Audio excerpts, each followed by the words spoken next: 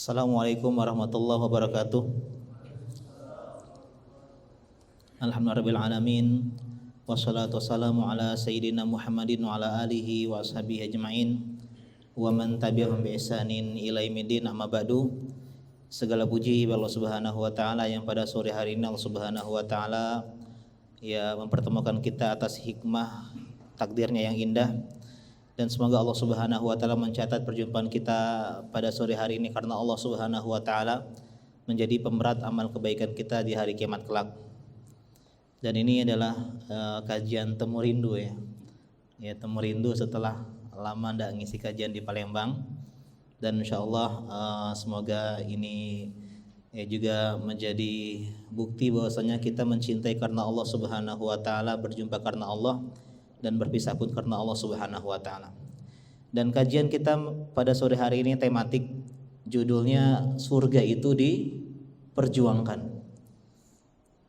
Karena seorang beriman di antara rukun iman adalah rukun iman yang keenam. Ya, beriman kepada takdir, dan yang kelima kepada hari kiamat. Dan di antara takdir Allah Subhanahu wa taala adalah kematian. Dan di antara hal yang kita imani adalah hari kebangkitan. Sehingga Allah Subhanahu wa taala sayang sama kita, Allah berikan kita sinyal-sinyal. Uban yang tumbuh di atas rambut. Karena itulah dimakruhkan mencabut uban, karena uban ini adalah tanda kasih sayang Allah Subhanahu wa taala. Ya, badan yang sering sakit-sakitan, ya, anak yang udah gede, teman sejawat yang udah meninggal. Ini dalil bahwasanya kita harus mempersiapkan sesuatu yang bernama kematian. Kata Allah Subhanahu wa taala, kullu nafsin dha'iqatul maut. Setiap yang bernyawa, berjiwa pasti akan mengecap yang namanya kematian. Tidak tua, tidak muda, tidak kaya, tidak miskin. Sehingga selanjutnya wa innama tuwaffawna ujurahum yaumal qiyamah. Dan akan disempurnakan balasan kalian di dunia di hari kiamat. Kemudian antara dua opsi. Faman zuhziha 'anil nar wa udkhilal jannah faqad faz. Barang siapa yang dijauhkan dari neraka, dimasukkan ke dalam surga, maka itulah kebahagiaan sebenarnya. Jadi di antara hal yang kita perjuangkan adalah surga. Wa mal hayatud dunya illa mataul ghurur, dan tidaklah dunia melainkan hanya kesenangan yang menipu. Ali Imran 185. Jadi kita harus paham bahwasanya hidup kita ini sebentar. Hidup kita ini tiada lama-lama. Sudah banyak innalillahi wa inna ilaihi rajiun di media sosial, sehingga PR kita bukan bagaimana omzet kita 1 miliar. PR kita bukan bagaimana biar kita bisa punya rumah mewah. Target kita bukan bagaimana biar kita mengumpulkan harta sebanyak-banyaknya, tapi target kita jadikan kemewahan harta, apapun yang kita miliki adalah jalan untuk menuju akhirat. Pilihannya cuma 2, surga dan neraka, dan tidak ada opsi yang ketiga. Tidak ada opsi tengah-tengahnya. Ya, meskipun ada hadis yang mengatakan hadisul a'raf, tempat-tempat tertinggi. Ada orang yang menghuni tempat-tempat tertinggi, enggak masuk surga, enggak masuk neraka. Itu maksudnya di awal-awal saja. Jadi amal dan keburukannya setengah, seimbang. Ya 50-50. Yang enggak masuk surga, enggak masuk neraka. Dia ngelihat di tempat-tempat yang tertinggi, enak banget tuh orang-orang penghuni surga. Dia ngelihat tempat-tempat neraka, serem banget tuh neraka, sehingga dia minta, ya Allah masukkan saya ke dalam penghuni surga, dan Allah pun atas karunia-Nya Allah masukkan ke dalam surga. Nah, jadi seorang muslim harus memaksimalkan waktunya untuk yang namanya surga dan di surga. Jadi kita bicara tentang surga pada sore hari ini. Tidak ada yang namanya kesedihan. Tidak ada patah hati ditinggal doi, itu enggak ada.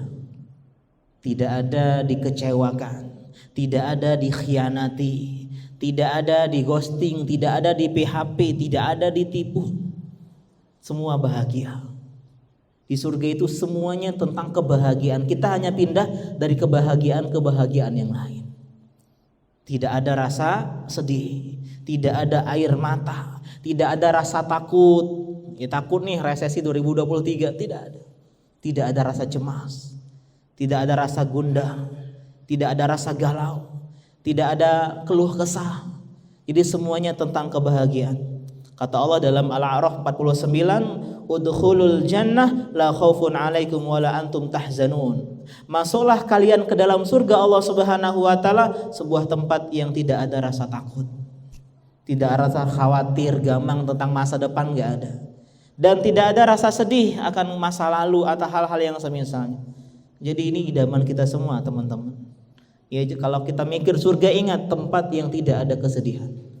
Sehingga kalau kita mikir ini adalah sebuah tempat yang sangat indah, kita pun akan lebih mudah untuk berjuang mendapatkannya. Kenapa? Kita tahu bobot yang sedang kita perjuangkan. Kalau orang tahu betapa berharga yang sedang dia perjuangkan, pengorbanan menjadi sederhana. Kalau tahu nih akhwat soleha, cantik, kaya raya, ya, anak satu-satunya, orang tuanya udah tua misalnya, ya. Kemudian dia hafizah, hafal Quran, taat sama suami. Wah, itu kita akan berjuang dengan semaksimal mungkin. Kenapa? Kita tahu ini berkelas yang sedang kita perjuangkan. Jadi tidak ada yang namanya kesedihan, bahkan tidak ada penyakit-penyakit hati. Tidak ada hasad. Tidak ada hasad. Kalau di dunia sekaya apapun kita, masih ada yang lebih kaya dibanding kita. Semewah apapun mobil kita, masih ada yang lebih mewah. Kalau di surga semua merasa kita orang yang paling bagus hidupnya, paling indah, dapat jatahnya, paling luar biasa. Jadi nggak ada hasad-hasadnya. Padahal mungkin kedudukan kita paling rendah, tapi ngerasa kate yang mencaku, bahasa Palembangnya. Tidak ada duanya. Bahkan tidak ada dendam, tidak ada hasad, tidak ada iri, tidak ada dengki, tidak ada marah, tidak ada emosi. Surga, tempat yang tidak boleh bercokol penyakit hati di dalam dada. Ya, itu dihilangkan di Kontoroh. Jadi sebelum masuk surga itu ada jembatan namanya Kontoroh. Jembatan ada dua, ada Sirot. Itu sebelum Sirot kita kisos antara penghuni surga, penghuni neraka. Ya, diselesaikan dulu semua permasalahan. Sebelum masuk surga ada Kontoroh, jalan yang untuk menyelesaikan semua permasalahan antara penghuni surga. Karena kan teman-teman, kalau kita ngutangin orang, ya kemudian dia hilang 10 juta, coba tiba-tiba dia hilang. Foto profilnya tiba-tiba nggak ada. Kalau di WA centangnya 1. Ketika dia telepon, mohon maaf, nomor yang Anda tuju telah blokir Anda. Gimana perasaan kita? Kesal, marah. Tapi 10 tahun kemudian dibalikin tuh 10 juta. Apakah menyelesaikan apa yang ada di hati? Enggak. Karena itulah ada yang namanya kisos kedua kali antara penghuni surga.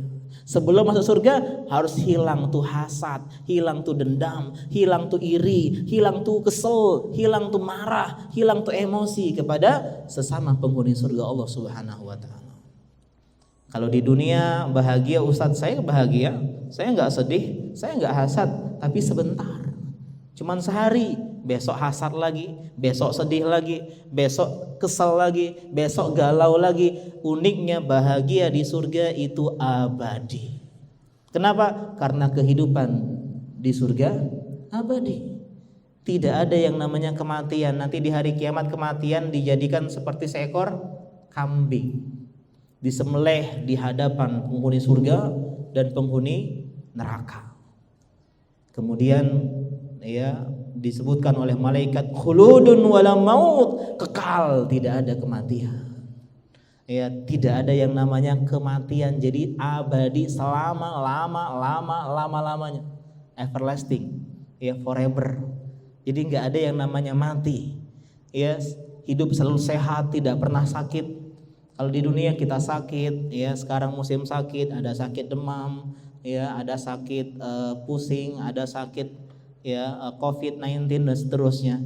Kata Nabi SAW ketika bicara tentang surga, innalakum antasihu fala tasqamu abadan.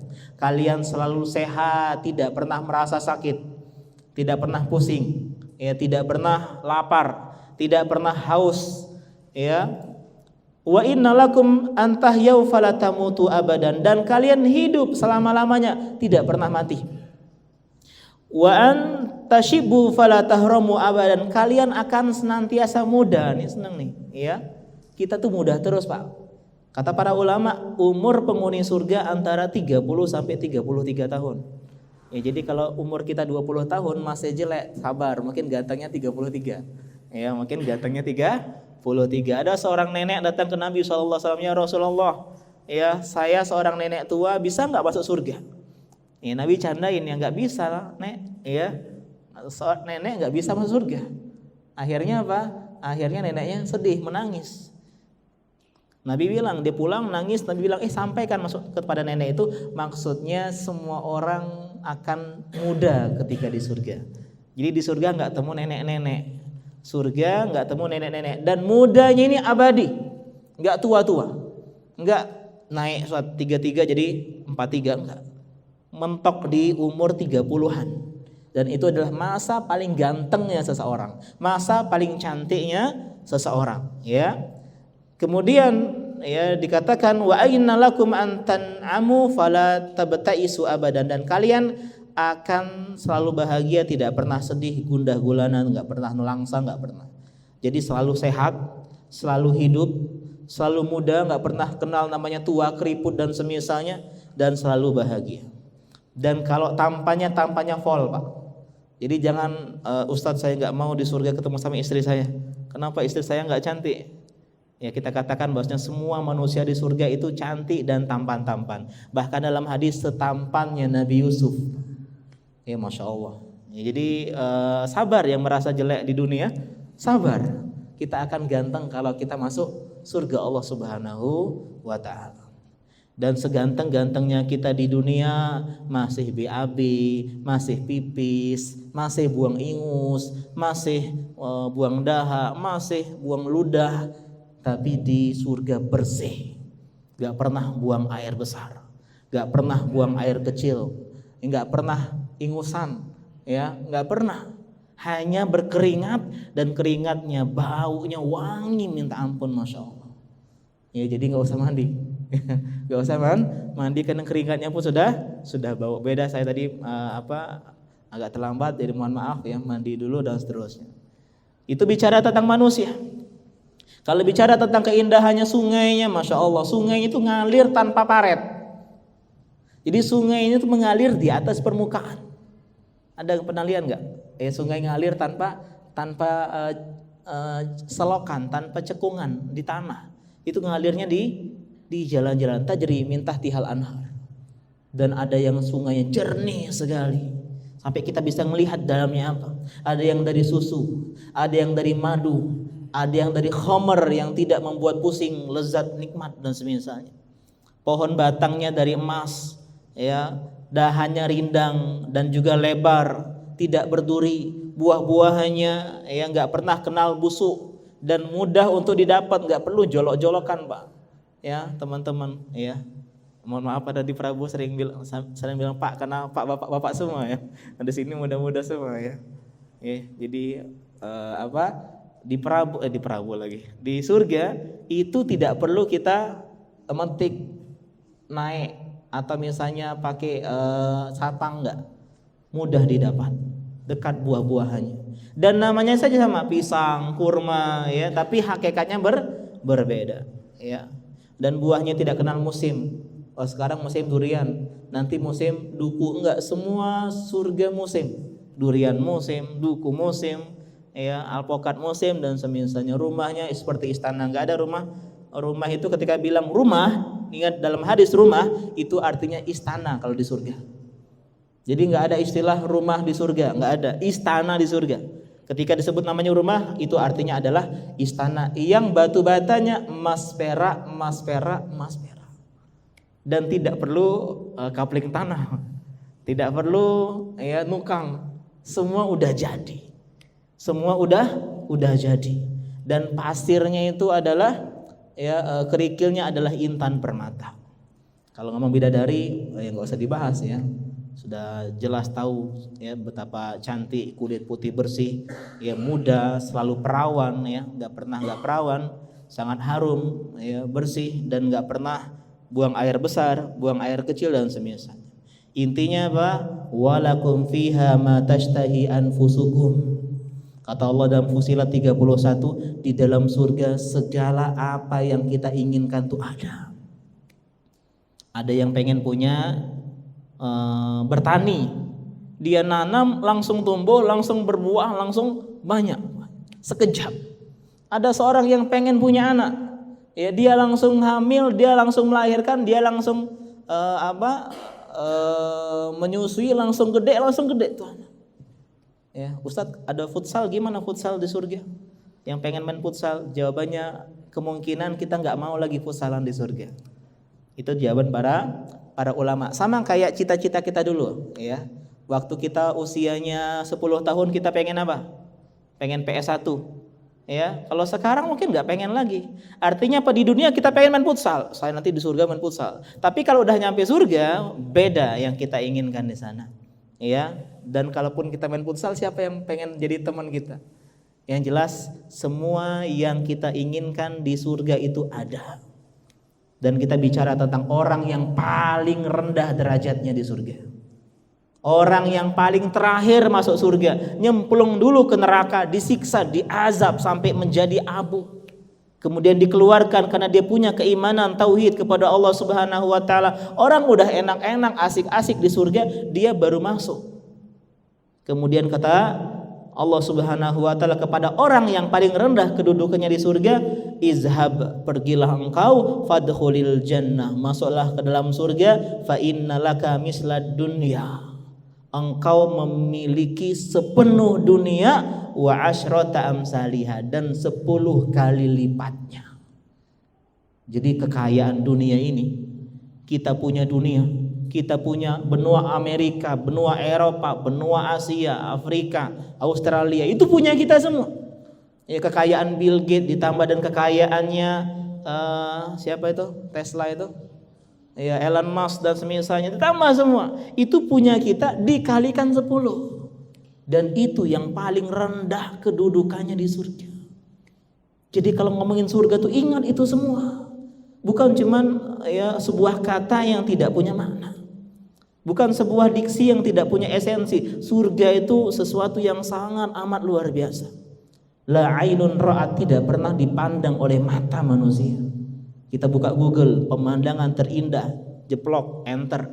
Jauh lebih indah dibandingkan apa yang pernah kita lihat. Teman-teman yang pernah keliling dunia, yang pernah misalnya ke Turki, Kapadokia, atau ke Raja Ampat misalnya, yang keliling Indonesia, yang melihat pemandangan yang paling indah, surga jauh melebihi apa yang pernah kita lihat. Wala uzunun sami'at, tidak pernah didengar oleh telinga manusia. Kalau kita dengar cerita tempat yang sangat indah, atau baca buku bertuliskan tentang tempat-tempat yang indah, surga jauh melebihi itu semua.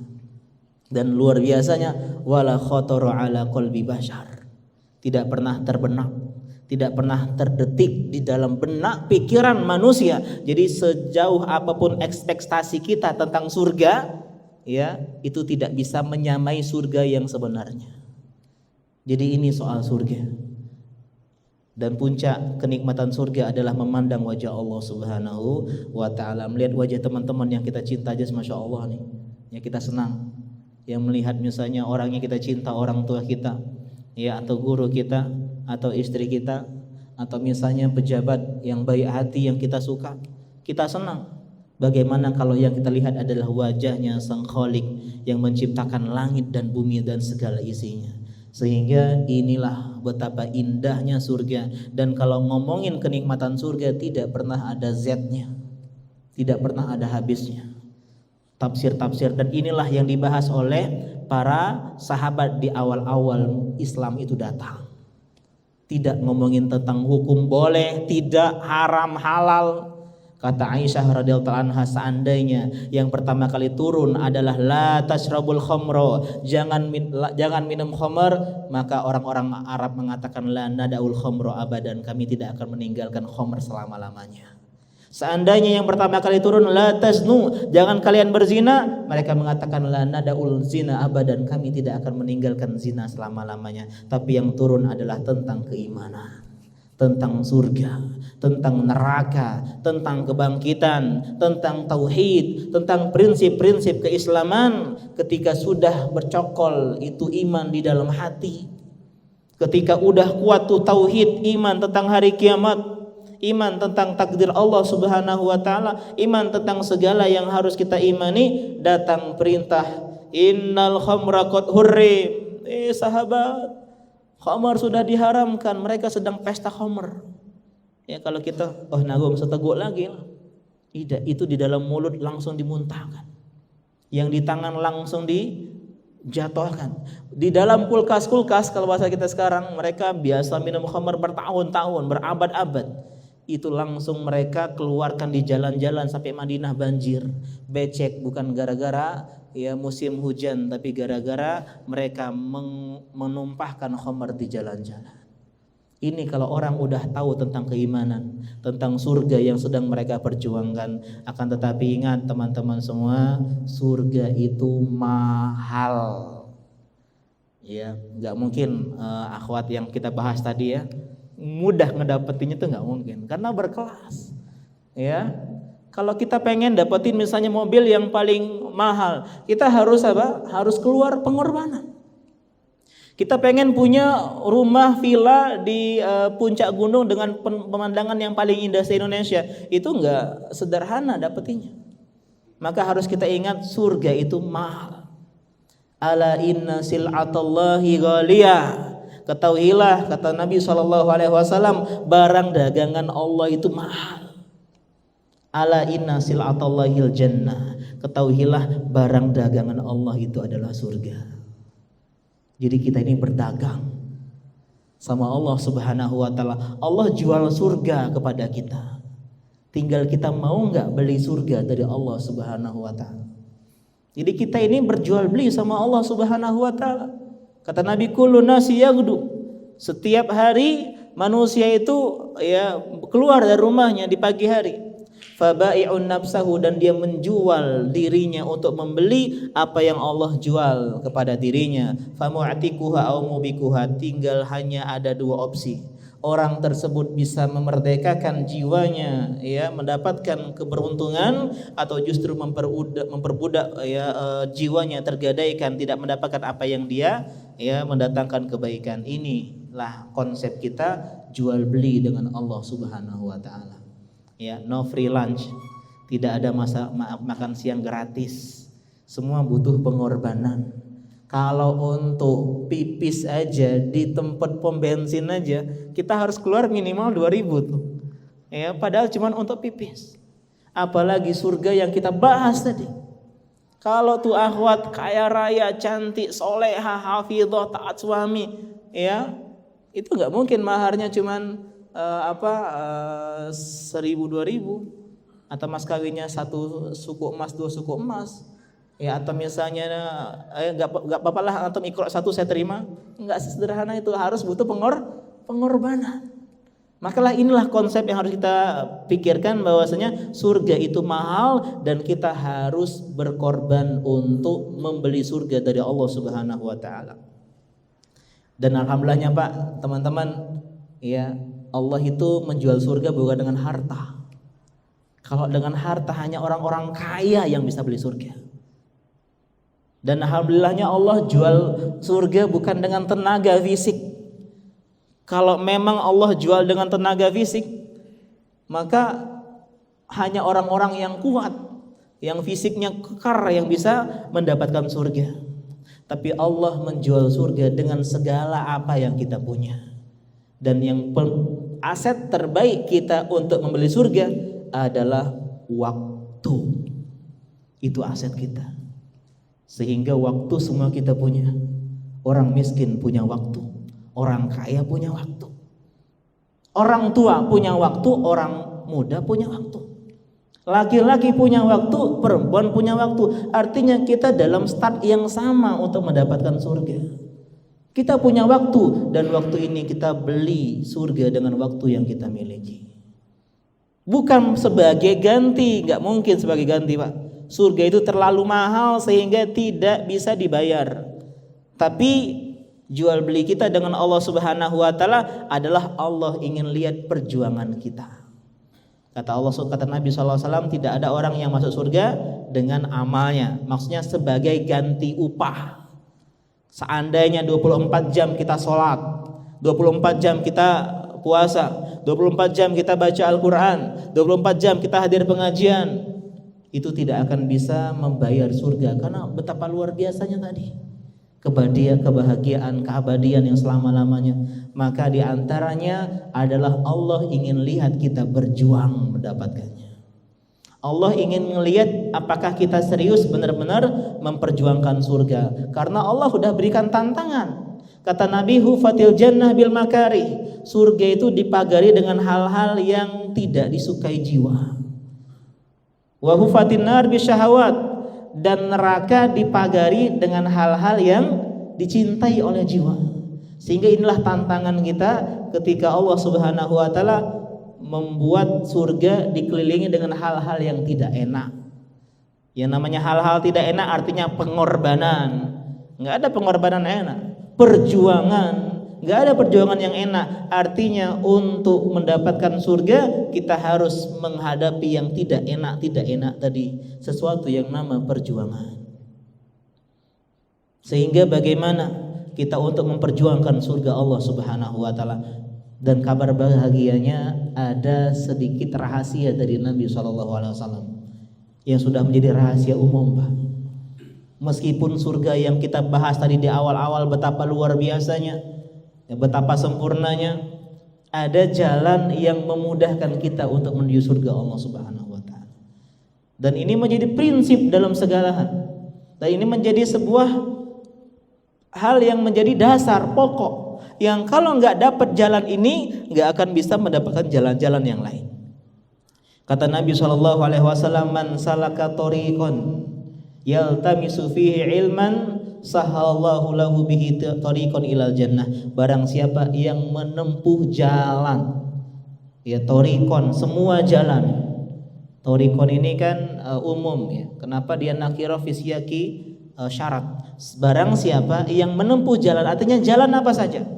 Mau jalan online atau jalan offline, mau jalan baca buku atau jalan menghadiri pengajian, maka rumusnya Allah akan mudahkan baginya jalan menuju surga Allah Subhanahu wa taala. Belajar ilmu agama, inilah cara paling sederhana untuk memperjuangkan surga Allah Subhanahu wa taala. Dan jangan merasa Ustadz saya pengajian hanya sekali sepekan. Ingat, iltamasa dalam bahasa Arab artinya meminta meskipun sedikit. Masih ingat kisah seorang sahabat yang belum nikah, yang melihat kesempatan emas, yang mencari kesempatan dalam kesempitan. Ini perempuan menawarkan diri kepada Nabi SAW. Ya Rasulullah, ya would you marry with me, bahasa gitu. Ya bahasa orang-orang Inggris. Maukah kau menikah dengan diriku? Nabi nazar dulu dong, ya. Karena pernikahan itu bukan hanya tentang agama, tapi tentang ketertarikan. Itu sah-sah saja. Tertarikan orang beda-beda, ada yang di harta, ada yang di fisik, ada yang di jabatan.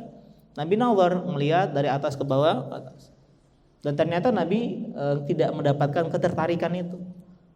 Ya, sehingga sahabat melihat ekspresi Nabi nih, ya Rasulullah, kalau kau nggak mau sama dia, dia sama aku saja.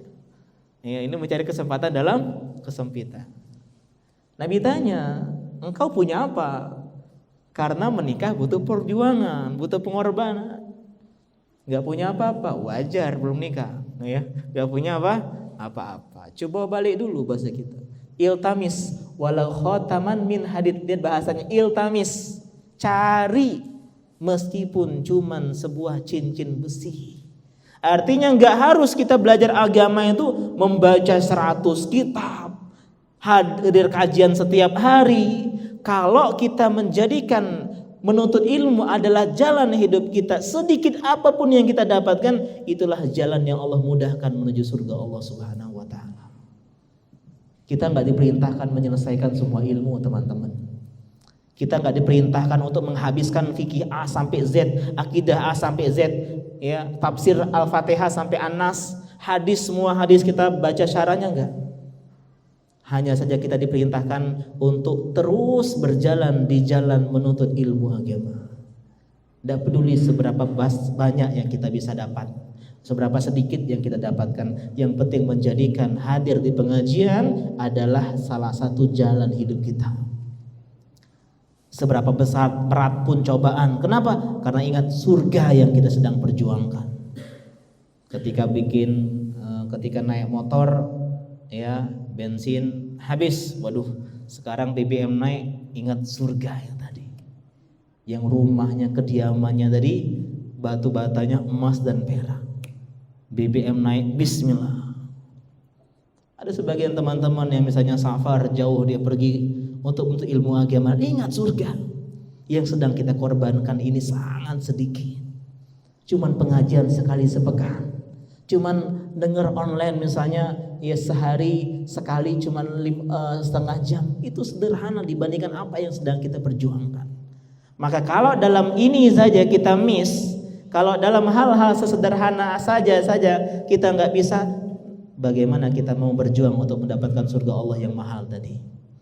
Jadi di antara hal yang harus kita pahami adalah menuntut ilmu adalah jalan yang paling pintas, jalan yang paling cepat. Di antara penafsiran para ulama, nanti di hari kiamat ada Allah berikan jalan khusus bagi orang-orang yang mewakafkan dirinya di atas jalannya ilmu, dan dimudahkan dia meniti padang mahsyar, dimudahkan dia meniti sirat, dimudahkan dia meniti segala hal-hal yang mencekam di hari kiamat, bahkan dimudahkan dia menuju surga Allah Subhanahu wa taala, dan segala penderitaan kita akan berakhir kalau sudah masuk surga. Masih ingat hadis celupan surga? Orang yang paling melarat hidupnya, orang yang paling miskin, paling sengsara, mendapatkan hal-hal sakit banyak dalam hidupnya. Mungkin dia orang yang nggak nikah, mungkin orang yang hartanya miskin, ya kalau dia ngomong nggak ada yang dengar, kalau dia ngetok pintu nggak ada yang bukakan pintu untuknya, kalau dia minta tolong nggak ada yang sudi membantunya. Kemudian dibawa ke dalam surga, dicelupkan satu kali celup. Ditanya oleh Allah Subhanahu wa taala, apakah kau pernah merasakan kesedihan, kesakitan, kesengsaraan, rasa pedih, kesusahan? La, demi Allah enggak pernah ya Allah. Saya tidak pernah merasakan kesedihan sedikit pun. Tidak pernah merasakan sakit sedikit pun sekali celup dalam surga Allah Subhanahu wa taala. Sehingga marilah kita berjuang, dan ini adalah awal dari sebuah perjuangan. Ya, ketika sedang awal berjuang, weekend kita gadaikan, jarak jauh kita ya relakan. Kenapa? Karena bacalah sejarah-sejarah para ulama terdahulu, demi majelis ilmu agama, demi duduk di pengajian, demi mendapatkan ilmu agama, dia tahu nih surga, dia berkorban dengan sebesar-besar pengorbanan. Imam Nawawi dalam sehari semalam 12 mata pelajaran, 12 kali pengajian, 12 kali dalam sehari. Artinya kalau sehari sekali pelajaran 1 jam, 12 jam belajar.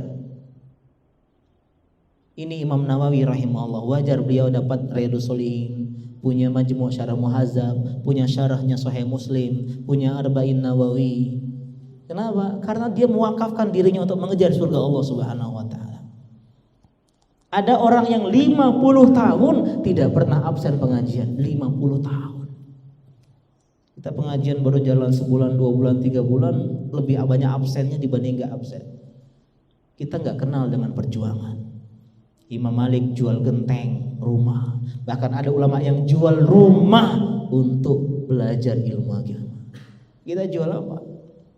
Ya, ini bukan sebagai refleksi kita. Kita belum berjuang untuk Allah Subhanahu wa taala. Kita masih berangan-angan untuk surga dan surga, sedangkan untuk berjuang untuk ilmu saja kita masih belum. Pada ulama ada yang berjalan kaki, ada yang sampai kencing darah, ada yang sampai 3 hari 3 malam gak makan, uangnya ya karena dia kelaparan, uangnya di kulum-kulumnya di mulutnya. Ya bingung beli makanan apa beli buku, makanan buku, tetelan. Gak dapat dua-duanya, makan gak dapat, buku gak dapat, ketawa dia. Itu yang bikin surga itu manis. Berjuang. Ini para ulama terdahulu, karena tidak ada sebuah kenikmatan melainkan dengan kepedihan. Tidak akan kita bisa merasakan indahnya surga kalau tidak akan mau berkorban-korban di dunia untuk menuntut ilmu agama. Maka marilah minimal sekali sepekan lah kita duduk di pengajian, ya. Taman-taman surga Allah Subhanahu wa taala. Idza marartum biriyadil jannah farta'u. Kalau kalian singgah melewati taman-taman surga itu hampir. Kalau kita taman-taman dunia, ya, ada bunga-bunga yang cantik, ada kupu-kupu, ada air mancur, kita senang istirahat di sana. Sahabat tanya, apa itu taman-taman surga di dunia? Kata Nabi SAW, hilaku dzikir, seperti ini nih. Hikmah kita diciptakan untuk apa? Beribadah kepada Allah Subhanahu wa taala. Ibadah butuh ilmu. Artinya tugas kita diciptakan itu dua sebenarnya. Bukan cuma untuk beribadah kepada Allah, tapi belajar ilmu agama. Yang kedua, beribadah kepada Allah di atas ilmu yang telah kita pelajari. Jadi ilmu itu harga mati untuk masuk surga. Ilmu itu harga mati. Siratal mustaqim itu jalannya ilmu dan amal. Orang-orang yang maghdub alaihim adalah orang yang punya ilmu nggak beramal. Orang yang dolin, yang sesat adalah orang-orang yang dia berilmu nggak punya amal. Artinya apa? Ilmu dan amal adalah harga mutlak untuk mendapatkan surga Allah Subhanahu wa taala. Jadi kita sadar surga yang kita sedang perjuangkan ini mahal. Jadi berkelaslah sebagai orang yang sedang mengejar barang mahal. Maka semangat pengajian, semangat untuk ilmu agama, ingat surga. Ya, sebagian teman-teman kadang nggak kajian gara-gara hujan. Ya, surga yang sedang dia kejar. Kalau dia ingat kejar adalah surga, maka hujan pun diterabas. Nyampe sana kajiannya libur, nggak masalah. Ya, karena para ulama dulu begitu, Pak. Meskipun kajian libur datang. Ya, info libur, ustadznya sedang umroh, tetap datang di sana sampai selesai. Ditanya, loh kenapa datang, kan udah tahu libur? Saya ingin menjaga semangatku untuk belajar ilmu agama. Beda kelas. Ya, ini perjuangan. Inilah kenapa kalau kita pakai logika kan, kok mau ulama bercapek-capek jual dunia, ya sampai jual baju, nggak punya baju, nggak punya ngisi kajian. Ya kenapa? Nggak pernah, bajunya cuma satu, lagi dijemur, nggak keluar dari rumah seharian, nggak punya pakaian. Kenapa? Dijual semua untuk ilmu agama, karena mereka tahu konsep ini. Karena yang sedang mereka perjuangkan adalah surga Allah yang mahal, yang menghilangkan segala kesedihan. Jadi tolong pakai konsep belajar ilmu agama itu surga. Sehingga kalau ini misalnya ya kita keluar apa nih, keluar waktu, aduh jauh banget tuh tempatnya, 1 jam dari tempat saya di Banyuasin, surga kalau 1 jam nggak ada tandingannya, jauh dibandingkan surga yang kita bahas tadi di awal-awal. Waduh, misalnya kajiannya waktunya itu weekend, saya sama keluarga, saya ini butuh family time dan semisalnya, dikorbankan untuk surga. Ya, kenapa? Karena kalau udah masuk surga, family time-nya setiap saat. Hartanya semuanya. Jadi Allah sedang jual beli dengan kita. Dan kalau kita nggak serius dengan jual beli sama Allah Subhanahu wa taala, khawatirnya kita tidak mendapatkan kesempatan yang kedua. Hidup cuma sekali. Detik ini kita adalah cita-cita ratusan, jutaan, ribuan manusia di alam kubur yang ingin pindah tempat dengan kita. Mereka pengen kembali ke dunia meskipun cuma sehari. Mereka pengen membuktikan kepada Allah perjuangan mereka. Pengen pengajian meskipun 1 pengajian. Pengen baca Quran meskipun 1/2 halaman. Pengen sedekah meskipun cuma 5.000. Tapi time is over. Gak ada kesempatan yang kedua. Selama kita masih di dunia, mari kita sama-sama belajar, sama-sama berjuang untuk menuntut ilmu agama, karena ini yang sedang kita perjuangkan. Fa idza sa'altumullaha fas'alu al-firdaus. Kalau kita ingin surga Allah Subhanahu wa taala, mintalah surga Firdaus. Fa innahu awsatul jannah wa 'alal jannah. Karena surga Firdaus adalah surga yang paling tinggi dan surga yang paling tengah. Jadi belajar ilmu agama, berkorban sebagaimana korbannya para ulama. Belajarnya ya berjuang sebagaimana perjuangan para ulama. Ketika Imam Syafi'i ditanya bagaimana semangatmu untuk mendapatkan ilmu agama, kata beliau seperti seorang ibu yang punya 1 anak, satu-satunya hilang itu anak, dia cari itu anak. Itulah seperti orang yang sedang berjuang mencari ilmu agama. Ya, kalau kita pengen cari anak kita yang hilang satu-satunya, aduh jauh tempatnya, nggak usah aja lah. Enggak, kita datang jauh. Nah bu, anak ibu katanya ada di Lampung, kita ke Lampung. Kenapa? Karena dia tahu tadi ini adalah sebuah perjuangan. Ya, demikian mungkin kajian kita santai saja. Jadi ini kajian tematik yang jelas sebagai closing statementnya. Ya, karena ilmu itu adalah sebuah perjuangan. Kata para ulama, al-ilmu in tu'tihi kullak yu'tika ba'dah. Ilmu itu kalau kita berikan, berkorban ilmu, untuk ilmu berkorban harta, waktu, tenaga, pikiran, semuanya, maka ilmu hanya memberikan setengahnya. Ilmu hanya memberikan setengahnya. Bagaimana kalau kita memberikan adalah sisa harta untuk ilmu, sisa waktu untuk ilmu, sisa tenaga untuk ilmu, sisa pikiran untuk ilmu? Apa yang mau ilmu berikan kepada kita? Jadi teruslah belajar ilmu agama, jadikanlah belajar itu sebagai ruh dalam hidup kita, menjadi karakter hidup kita adalah seorang pembelajar sejati. Tidak pernah nggak belajar, meskipun kita nggak ngerti, meskipun kita belum paham, meskipun kita masih tertatih-tatih, belajar dan belajar. Ya, la yashba'an. Ya, ada dua orang yang tidak pernah kenyang, thalibud dunya wa thalibul ilmi, pengejar dunia dan pengejar ilmu agama. Jadi bukan diperintahkan menyelesaikan semuanya, tapi jangan pernah puas dengan ilmu agama. Kalau bisa sampai mati kita duduk di majelis ilmu agama. Demikian pengajian kita pada sore hari ini, dan saya ucapin jazakumullah khairan kepada teman-teman semua ya yang sudah berpartisipasi atas terselenggaranya kajian Temu Rindu kita sore hari ini, dan juga teman-teman semua ya. Dan Ana berharap ini bukan pertemuan pertama ya, dan juga bukan yang terakhir ya, tapi tetap kita semangat belajar agama, apalagi insyaallah nanti Prabu Mulih Palembang ada jalan tol ya, ya insyaallah biar tahu jadi Temu Rindu ya, Temu Rindu seperti ini. Dan juga semoga ini juga menjadi awal semangat kita belajar ilmu agama. Jadi ini sebagai trigger aja ya, sebagai pemicu semangat kita bahwasanya belajar itu butuh effort, dan mari kita sama-sama belajar ya, mungkin di awal-awal.